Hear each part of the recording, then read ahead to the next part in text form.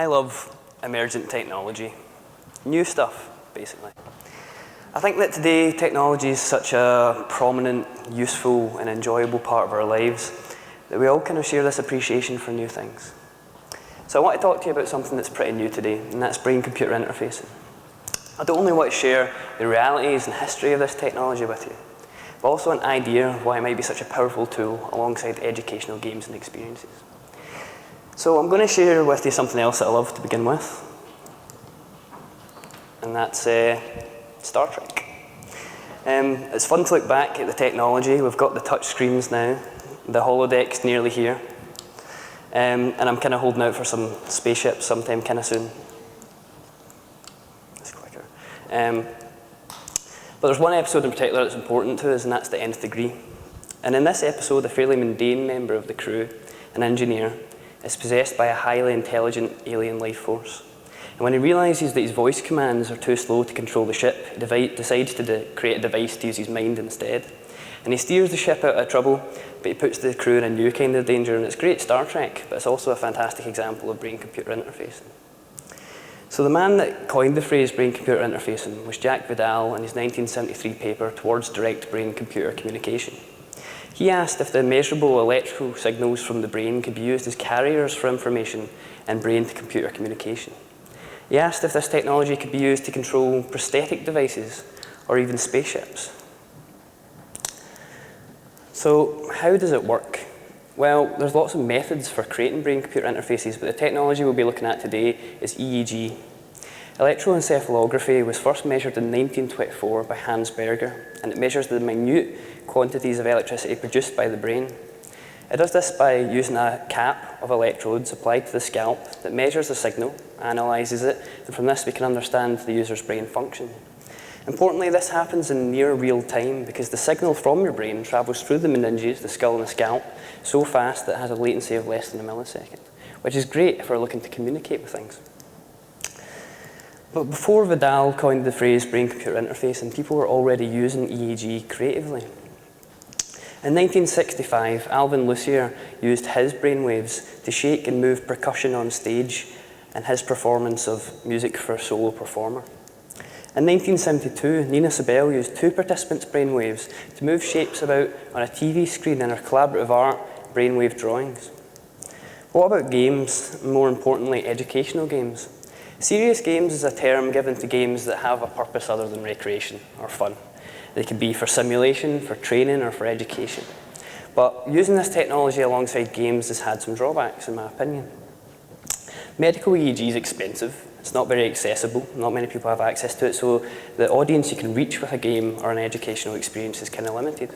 Also, if we think about what games really are, they're playful activities. And the French philosopher Calois described play as a free and voluntary experience that you can opt in and out of. Surely taking 20 minutes to put on a cap of electrodes isn't exactly a free and voluntary experience. But today, everything's getting cheaper, faster, more efficient, smaller. And today we have solutions like this. This is an EEG biosensing headset that you can get online, and there's many like this. And it allows people all over the world to start utilising this technology in new and interesting ways. But for serious games, there's something that BCI really offers. And I get my first little look into what this might be during my honours year research. I was trying to create meditation-controlled dynamic music. So in games, music responds dynamically to what the player does within the game world. Whether it's the number of enemies or your health, the music will respond appropriately. I wanted to make music that responded to people's meditation. So what would get camera as they relaxed. But one of the participants said something that really stood out to me. They said, "I've never thought about meditation before, but now I think I know what it is." And something very interesting had happened here. He had used his meditation to interact with a system. The system had given him audio feedback, and he'd learned something interesting, something about himself. And this is an example of neurofeedback. Neurofeedback is providing audio or visual feedback in near real time to a user of their cognitive functions. And importantly, it can let people gain experience of their brain functions that are uniquely experienced and hard to articulate. Neurofeedback therapy has been used for a long time in the fields of psychology, and it's been proven to help alleviate symptoms of autism spectrum disorder and ADHD, amongst other things. So when you're designing a game, a serious game, you want to address a problem area. And it could be argued that in this country and around the world, a huge area that is a massive problem is mental health. In 2015, 28% of the burden on the NHS was related to mental illness and mental health issues. That's despite it receiving only 5% of the NHS's funding, and 1/3 of people who experience symptoms of mental illness not coming forward for help. More recent figures from 2016 show that in a given week, 1 in 6 people will experience a symptom of mental illness. So what can we do? How can we address this problem? Well, if you go to a clinic, if you go to talk to somebody, you might get something like this. It's from the Centre for Clinical Intervention, and it's talking about mindfulness and letting go. And what this is really talking about is mindfulness meditation. Now, when we think about meditation, we think about this kind of thing we see behind me, the eyes closed, the humming. But mindfulness meditation is not really about that. It's about being present, not thinking about the future and not letting the past bother you, about being grounded in the moment and disengaging from negative thinking. And it's been shown to help alleviate stress, anxiety, depression.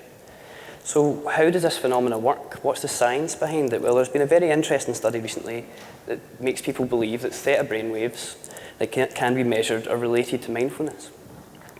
A recent study used genetically engineered mice whose brains were made in a way that they would respond to light stimulus by producing theta brainwaves.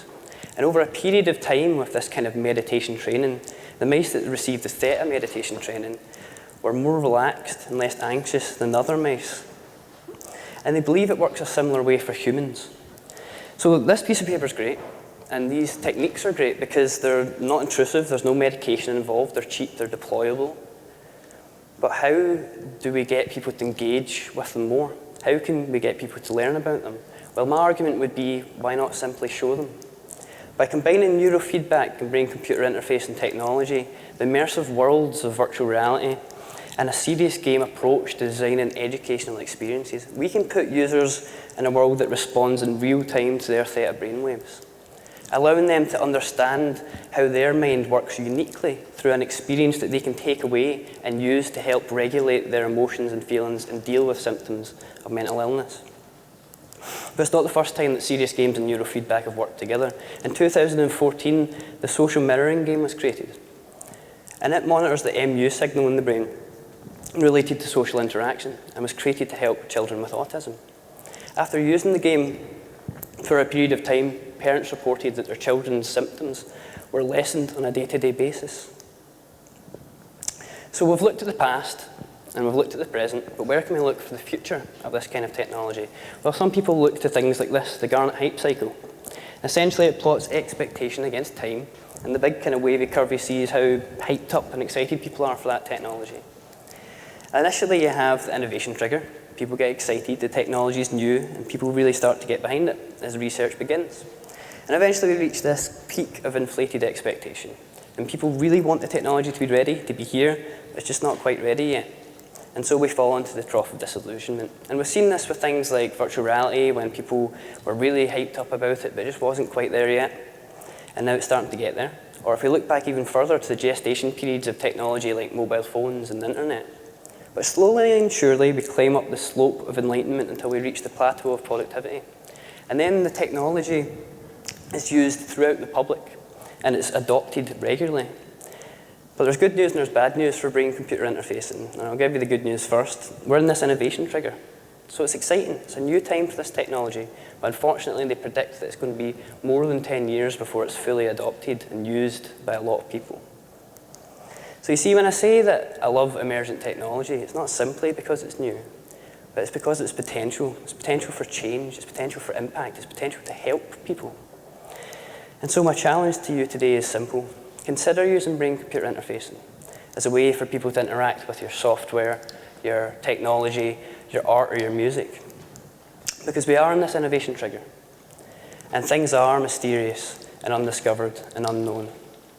Is that not what we search for as people who long to take one step further? Thank you.